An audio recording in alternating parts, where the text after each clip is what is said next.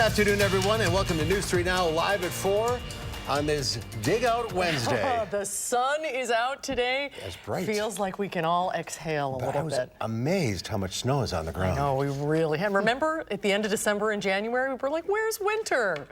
Yeah, we know where We've it made was. up for it. Yeah. It's that person's fault for all this, but it's good for the people that enjoy snow. Oh, absolutely. For the ski hills and the snow plows. Yeah, you bet. And making news on this Wednesday, drinking and snowmobiling, well, that often has tragic consequences. A state lawmaker wants to change that combination. Rose Schmidt has more on that. A reminder from law enforcement about the dangers that officers face from drivers that are not paying enough attention on snowy roads. And the president's disaster relief official says he's stepping down. We're also going to meet the winning breed at Westminster yesterday. The wire fox terrier. Not the actual dog, but no. A local breeder is bringing a bunch of them out here. Yeah, so. Looking forward to that, to learn more about it. The Havanese. Second place. Second place, robbed. pretty good. Let's take a look outside today. As we said, nice to see the sun. Boy, that's a wintry, snowy picture. It Beautiful. really is. The weather words, a brief break from the cold. That's nice to hear. And Dana Fulton's in the backyard. Just a brief break from the cold. Just a little brief break. We're having a little brief warm-up. It'll be a little more mild for tomorrow, but don't hold on to the temperatures for us tomorrow. Looking at our Doppler radar right now, actually, it is nice and calm. This isn't a still picture at all. Actually, this is a loop for us. Looking at earlier, there's just nothing coming through in the sky. We have a nice clear sky right now. Now, we're at about 26 degrees in Madison, 23 in Janesville, and about 20 in Platteville and in Monroe right now. So yes, it is cold outside, but thankfully we're not too cold. Looking at our wind chill, it feels a little closer to 12 in Janesville and 10 in Platteville. Our temperatures are going to hold pretty steady overnight, only dropping down to the middle teens. And as you can see, our wind chills will have it feeling just a little colder than where our actual temperatures are at. Not a huge drop, just a little drop for us tonight. Tomorrow, we're looking at temps well above average and above freezing. We're going to move in a different direction. But for right now, I think we're going to take a look at what's going on the roadways, if we can bounce on over to see what's going on there. There we are, our first alert traffic update for the roads right now. Good news, I don't have any accidents to report. A lot of green for Dane County. If we look along the Beltline towards Monona right now, the Beltline seems to actually be doing okay. We're seeing a little bit of a slowdown there eastbound just after churning onto 151, but otherwise no major delays on the Beltline right now. Up into Sauk County and northwest of Madison, all is calm. Same goes southeast towards Janesville. There is a disabled vehicle there on 90. It's blocking the shoulder, though. No concerns on the actual lanes of traffic. From Janesville to the Beltline will take you about 26 minutes, 17 from Middleton to Sauk City, and 16 from downtown to Sun Prairie. So all of our drive times are where they should be. Overall, the roads are fine. You're definitely going to need the shades, though, for a little longer because I'm squinting out here right now. The sun is just blinding off the snow. Yeah, snow blind, I think, is the term for that. Yes. All right, Dave. Well, it's nice to see the sun, that's for sure. It's been a while. Oh, yeah. All right, we'll see you in a few minutes. All right, Dana, thank you. First at 4 with snow on the ground. You may see some happy snowmobilers hitting the trails this week. A proposed law change, though, could make snowmobiling more like the rules of the road. Rose Schmidt is live along the Military Ridge State Trail in Verona to explain what this proposal does. Rose? Well, Market Susan, the measure basically says that if you are under 21, you can't drink, get on a snowmobile, and ride on a trail like this one. In other words, it establishes an absolute sobriety requirement for operating a snowmobile if you're under 21. Current law says anyone operating a motor vehicle can't have a blood alcohol level under 0.08. The bill's co-author, Senator Andre Jacques, says it addresses one of the vulnerabilities in the law. And he adds that people under 21 aren't supposed to be drinking anyway. Local clubs say this proposal adds one more layer of protection for their riders. Absolute sobriety is 21 years old. Needs to be that across the board. We work hard to keep everything safe. Trails are open. We want everybody to enjoy them. Join a club, be on top of the information, and get all the safety information we can get out there and keep yourself safe. Lawmakers say the plan came out of concerns from law enforcement and the fact that Wisconsin has a high rate of fatalities on snowmobiles. In fact, the Department of Natural Resources says just last weekend there were 4 fatal snowmobile incidents. So if you're going to get on a snowmobile, make sure you're staying sober and staying safe. That is good advice. Rose Schmidt live in Verona. Thank you. Thank you, Rose. The southbound lanes of Interstate 9094 just north of Madison were closed this morning due to a crash involving a semi and several other vehicles. It happened around 7:15 near Windsor Road. Backups extended at one point for more than 2 miles. The road reopened after about an hour, and there is still no word yet from the State Patrol on any injuries. 2 incidents yesterday again revealed the dangers that icy roads pose to emergency responders. And it's also a reminder of how you can help them do their job safely. Eric Franke joining us now with details of what happened last night. Eric? Yeah, Mark and Susan, these were 2 incidents, very dangerous. And if you were out driving, certainly last night, maybe even still today, you know the right thing to do is to take things slowly, but there are always a few that are in a hurry, regardless of the road conditions. A deputy was rear-ended on 18151 in the town of Verona while helping another motorist in a ditch. The squad car now out of commission. The officer did get checked out of the hospital, but was not hurt. So today, county law enforcement reminding people of the state's move over law. Move over if at all possible, or slow down. Keep all of those first responders safe. We had a deputy that got rear-ended last night. We had one of our county snowplows was clipped by a vehicle that got too close to them too. So just a reminder, these roads that we're dealing with are pretty treacherous, and they're probably going to be that way for a little while. So slow down, take your time, remember to move over. Now that plow truck was hit by a blue Jeep in the village of Blue Mounds. The Jeep simply kept right on going southbound on U.S. Highway 151. Fortunately, no injuries reported. It has been little over a month, however, since volunteer firefighter Chris Truman of Lake Mills was killed trying to help a stranded motorist pulled over along the Beltline. That was on New Year's Eve, something no one wants to see happen again. That's for sure. It's very important. Thanks, Eric. You're welcome. Well, the number of motor vehicle deaths topped 40,000 for the 3rd straight year in a row. That's a slight drop from 2017 and 2016, when more than 40,200 people were killed. The National Safety Council says the number of deaths are still up 14% from 2015. Some of the biggest mistakes drivers make were distracted driving and getting behind the wheel after drinking. Marijuana impairment is becoming a bigger concern as more states legalize its use. We found that 13% of the drivers we surveyed said in the previous 3 months they had either used medical or recreational marijuana and driven their vehicle. 7 states and the District of Columbia had a 5% spike in motor vehicle deaths. Traffic deaths in Wisconsin decreased 4%. FEMA Director Brock Long announced today that he is resigning. The head of the Federal Emergency Management Agency told senior staff that he planned to step down for family reasons. But President Trump's top disaster relief official was under investigation for unauthorized use of government vehicles. Long led the agency through several major disasters, including the western wildfires and the destruction of Puerto Rico by Hurricane Maria. Peter Gaynor will serve as acting FEMA administrator.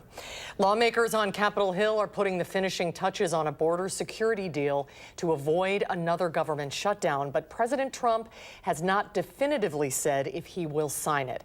Natalie Brand has the latest from Capitol Hill. President Trump welcomed Colombia's president to the White House as he awaited the final text of a border spending deal that would keep the government open. We're going to take a look at it when it comes. I don't want to see a shutdown.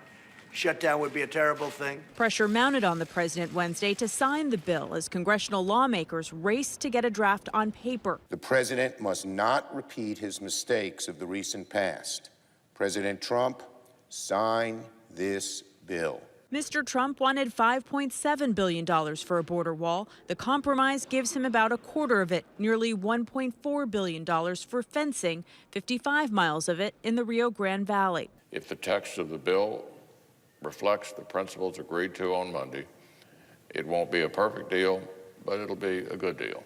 Sources tell CBS News President Trump is likely to sign the deal, and he signaled he could go around Congress to get more money for the border wall. With the wall, they want to be stingy, but we have options that most people don't really understand. Amid the uncertainty, dozens of federal workers protested on Capitol Hill with a message for Congress. You will see us in your office every day, 7 days a week.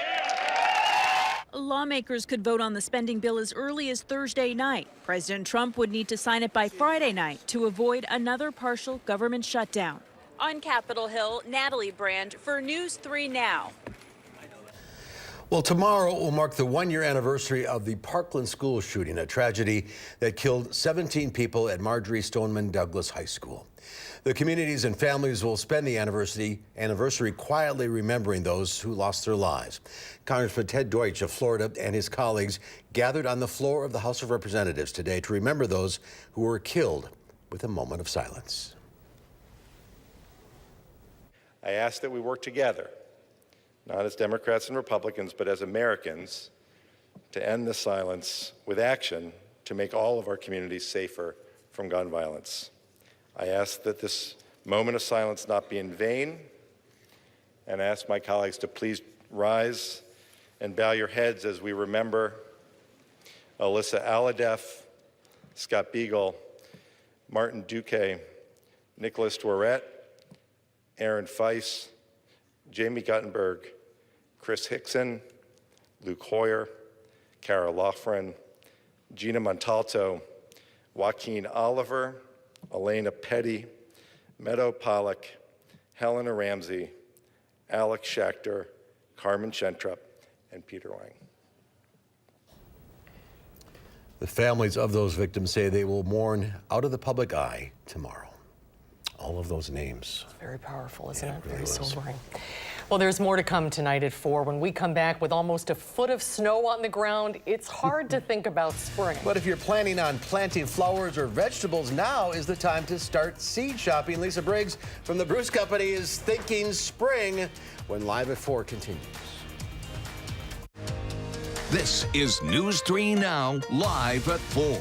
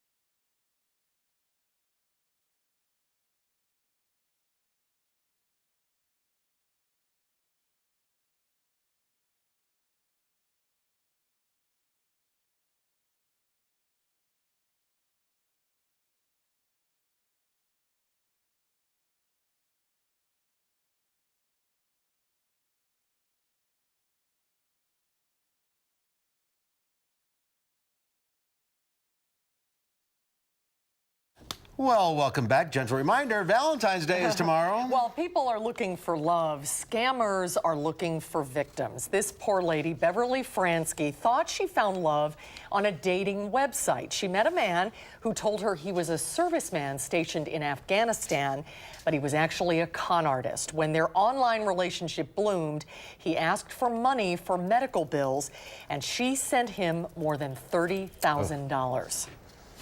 Why did you send him money? This was a person you had never met in person. I don't know. I'm a caregiver. I've always taken care of people. And it was one promise after another, I'll pay you back when I get home, and oh, blah, blah, blah. Scammers are really, really good at this, and I think that they're getting even better at it. They're very good at spinning their lies. They're very good at getting people hooked. A new report from the Federal Trade Commission shows that romance scams generated more losses for consumers last year than any other type of fraud reported. Consumers lost more than $143 million to robbing Romeos in 2018 alone. Beverly was trying to do something good, but she broke the FTC's #1 rule: never give money to a suitor that you have not met in person. Lesson learned. On Wall Street, stocks rose as President Trump signaled some trade flexibility with China. The Dow Industrials gained 117 points, closing at 25,543. The NASDAQ Composite Index up 5. The S&P 500 added 8. Well, it doesn't look like it outside, but spring will get here eventually. And it's time to start seed shopping. I think it's like 37 days, but who's counting? That's right, who's counting? Lisa Briggs from the Bruce Company is here. Hi, Lisa. Hello. So you got ideas for a different kind of garden? Yes, and I sort of forgot that it was Valentine's Day. I don't know why. It's creeped up on us. It did creep up poor on Harvey. me. He's away, so what are you going to do? All right. So it got me thinking about flowers. And it got me thinking about how we talk all the time, every year, about vegetable gardening. And you want your garden to be low maintenance or be useful or have purpose.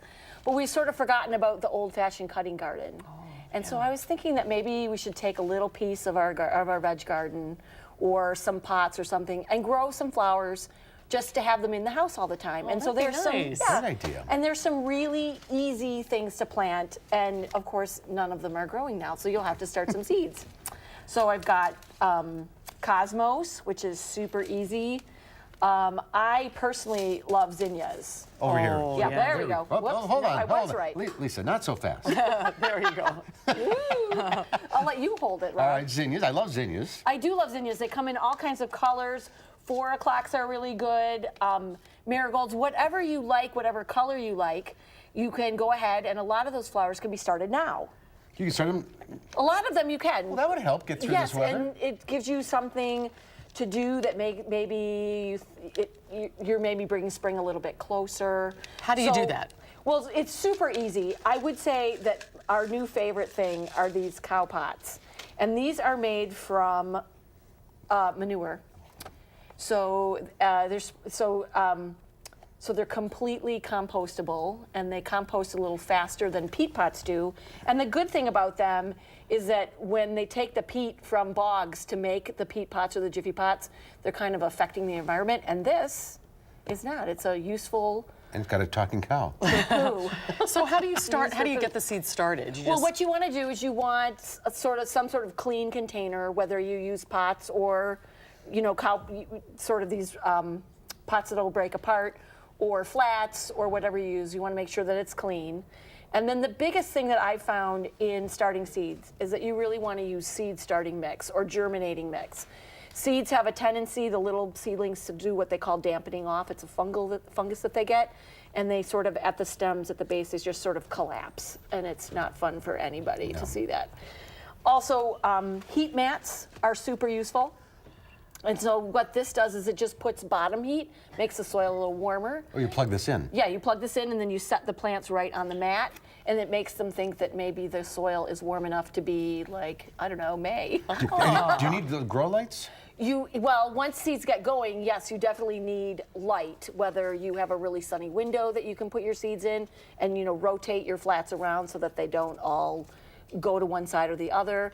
If you don't have that kind of thing in your house, then yes, you definitely need to get some grow lights. And this would be a fun thing to do with kids. I think it's a riot to do with kids. And it's good to get kids sort of involved. I've always said, especially in food production, because I think a lot of us forget where food comes from. And I also think that kids are way better eaters, less finicky if they're actually growing the stuff that they're going to eat. Yes, absolutely. You can get them to try all kinds of crazy things. So what fun. Go seed shopping. Go seed shopping. Huge variety. We do 141 tomatoes this year. Oh, that'll be such a mood lifter right about now. I think so. And they're all back from the expo. So all right. They're all in the store. Great ideas. Thank you. Lise. Thanks, Lise. Good to see you. Valentine's Good to see you guys too. Yeah. Happy Valentine's Day to both of you. Thank you. Still to come at 4, Opportunity's mission to Mars, well, it's over. NASA hasn't heard from the Mars rover since June, and today the agency declared Opportunity's mission complete. We'll have more on that coming up after Dana's forecast.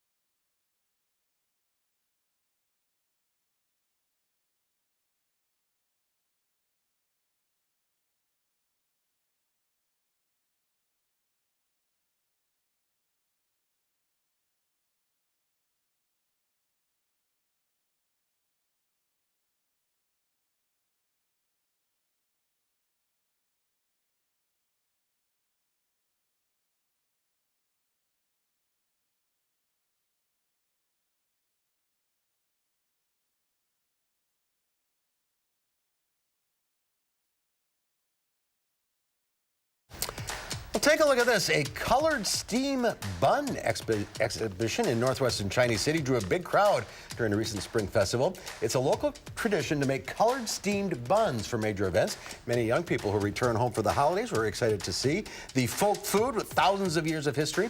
Visitors could also learn how to make steamed buns. Have you ever gone for dim sum? I asked you earlier what a steamed bun is. Yeah, they're a kind of a staple in Chinese cuisine. They're really delicious. I've never seen it colored like that. Yeah, no, I haven't either. That's cool. It is very cool. Very vibrant, artsy. Speaking of cool, we're not quite as cool. You know, it's funny. I was thinking this is probably the nicest day we've had in 2 weeks. In a hot minute, yes. Today And it's still is cold. It's cold outside today. We're pretty seasonal outside, but looking ahead to tomorrow, we are going to hop above freezing. Wow. Yeah. Hang on. The snow's not going anywhere, though. We're going to fall right back down. We'll take a look at your forecast right after the break.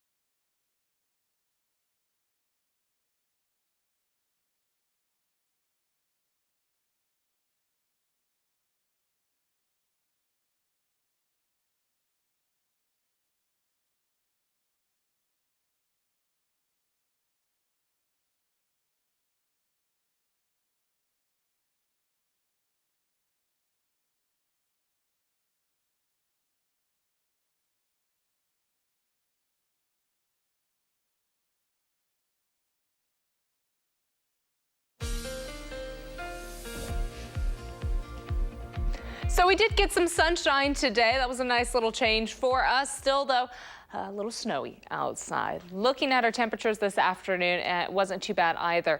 A little below average, but in the mid-20s. We started the day off right where we should have, in the teens. No record-breaking temperatures for our highs or lows. Sunset isn't until 5:25, so you do have a little more time to step outside and enjoy the sunshine. Now, this last round of snowfall really hopped us up over the slump that we've been in. We had such a low for much of December, for the early portion of January, and then in the last 4 weeks, just climbing up over, and we're finally over where we should be for our average for the season. Now, we still have time to finish below average, but looking in the last 4 weeks, we've picked up 31 inches of snowfall. Again, we're above our average snow for the season.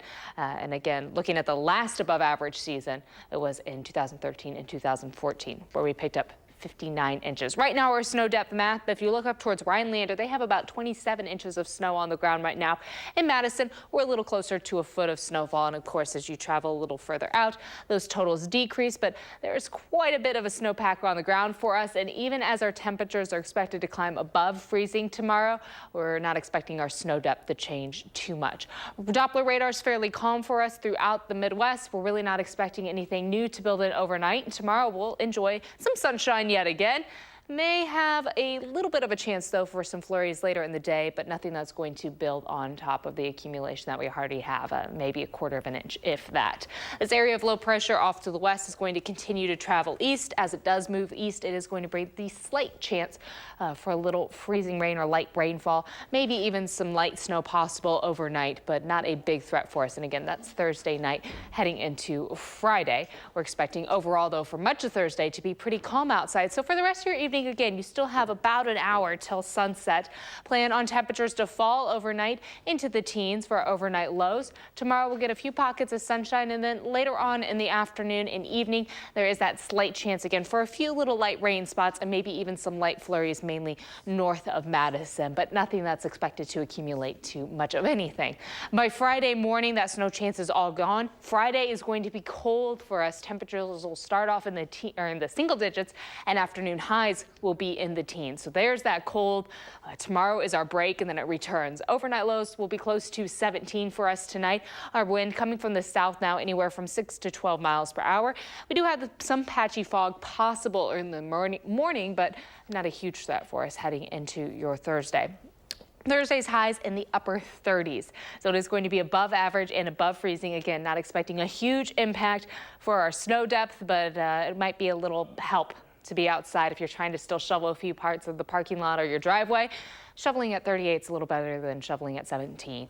Cloudy and a little milder for us throughout the afternoon. Again, those temperatures will hang out in the 30s. That light rain and snow chance is going to come in late in the day. Linger into early Friday morning, but it is just a slight chance. Of course, Thursday is Valentine's Day. Temperatures heading into the weekend will be much colder. Friday, we're looking at a high in the teens.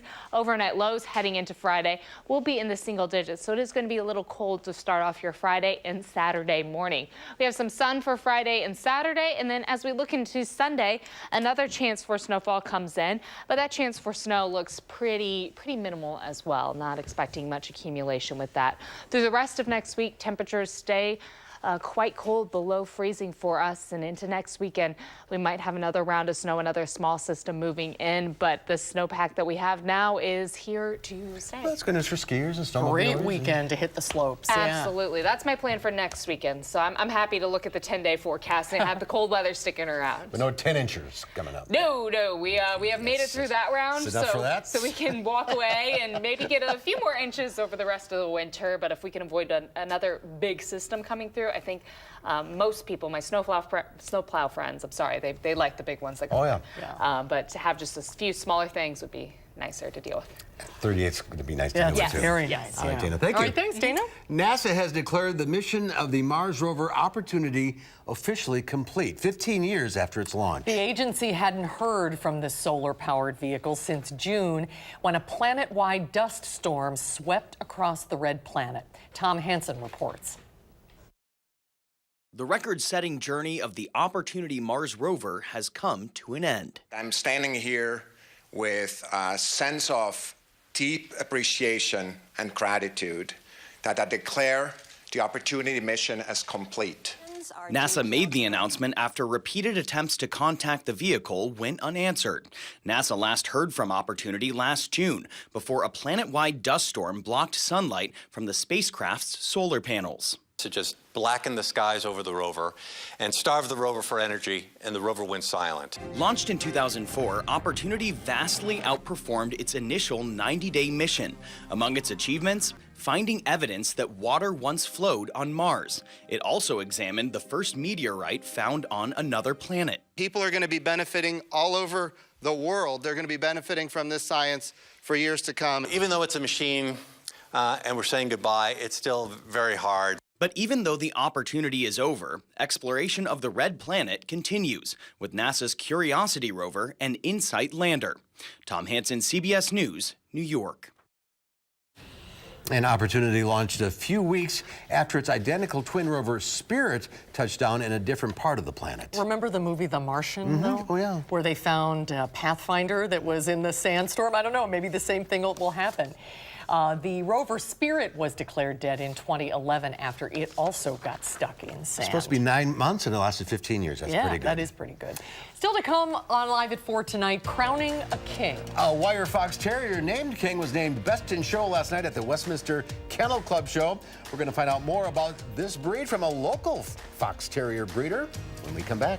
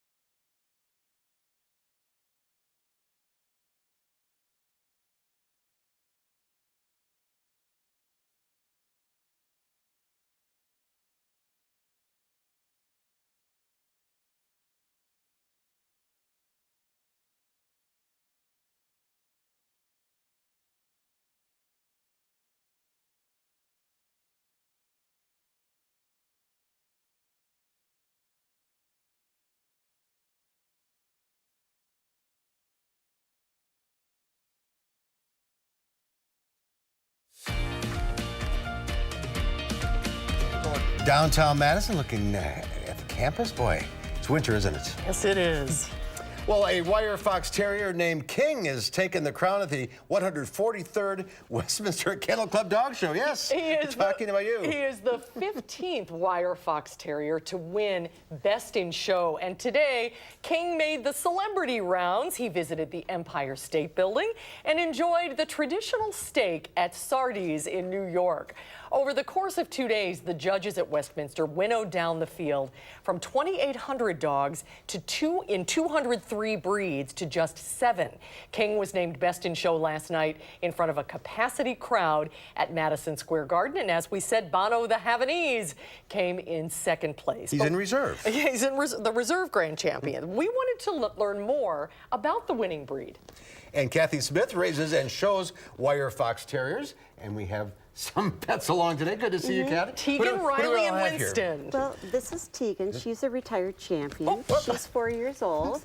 Hey, and going to Riley Mom? just jumped off the sofa. And this is Winston. He's about 11 now. So that big beard that the King had, that's a grooming thing. Yes, a show dog thing. She had one, but they get so wet. Drip all over. Tell us a little bit about the characteristics of the breed. Well, they're a lot of fun. They're very active. They're very inquisitive, and they've got that hint of naughtiness. And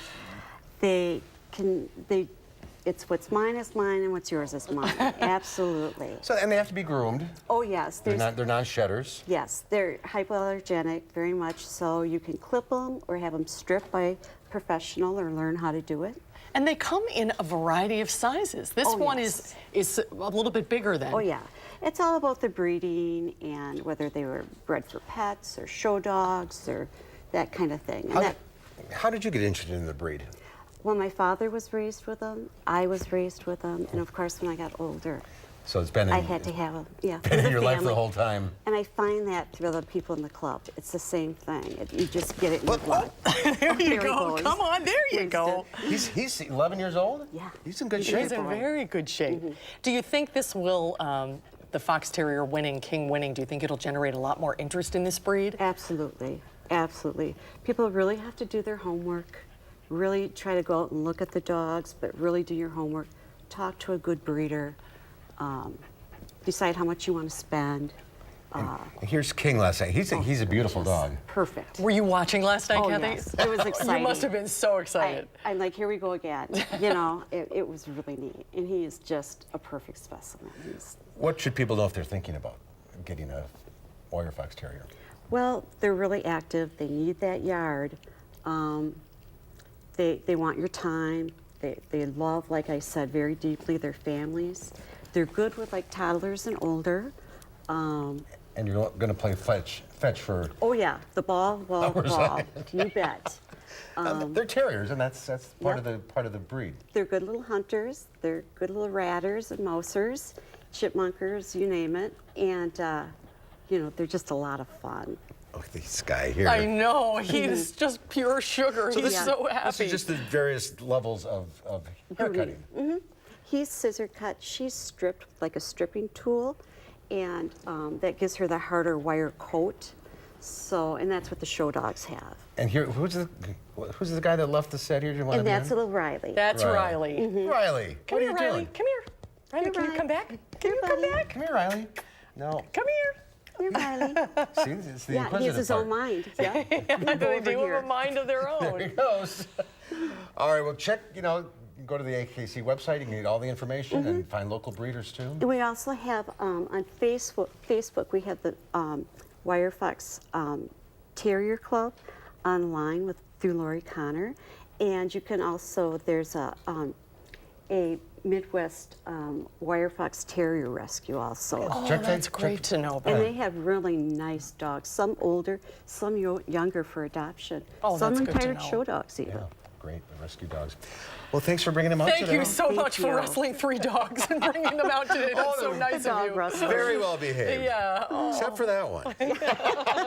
Mind of his own. Thanks again, Kathy. Thank you, Kathy. Great to see you. Well, enough about pups and Best in Show. It's time to talk about your taxes. Oh, do we have to? No, I guess we do. There are some big changes to know about before you file your taxes this year. We'll get some advice from Consumer Reports when Live at 4 continues.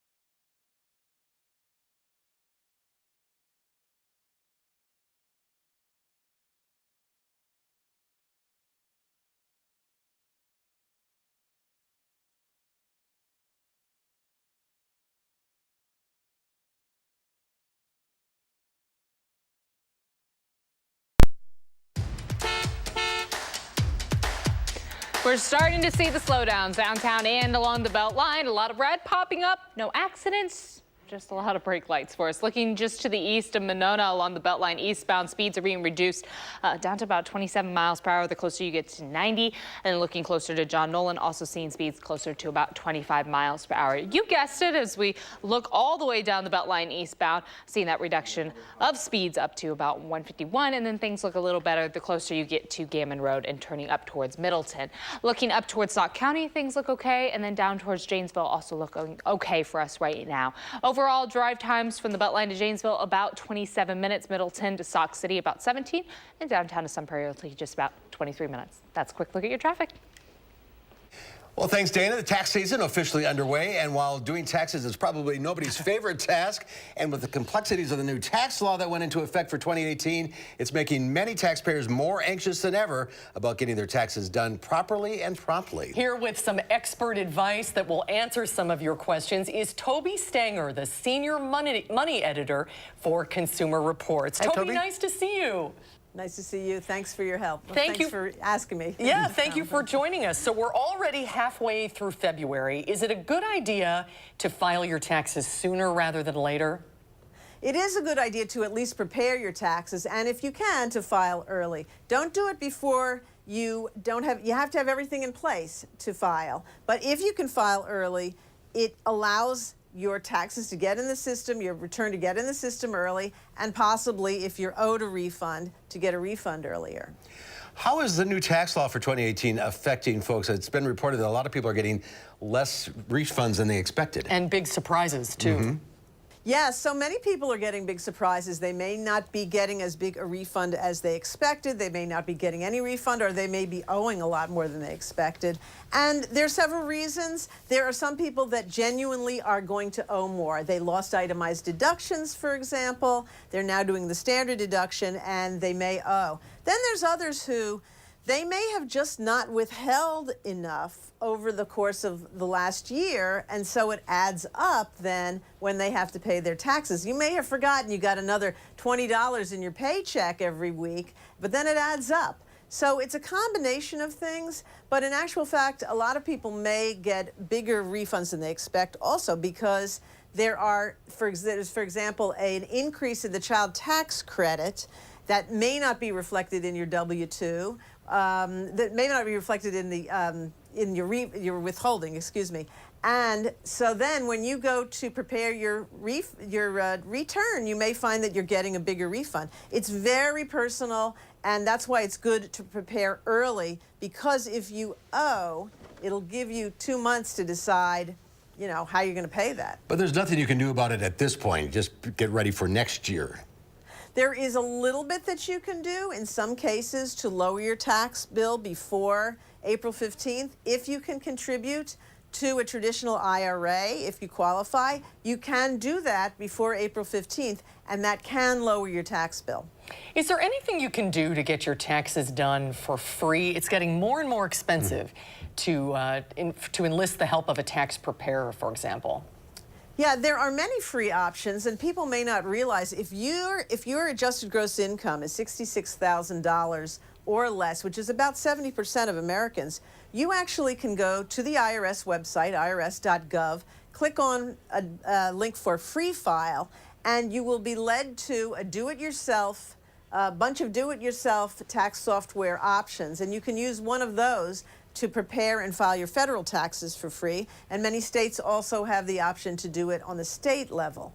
You also, there are commercial software products that are free through the major software providers, but they have more limits on the kinds of returns that they will do.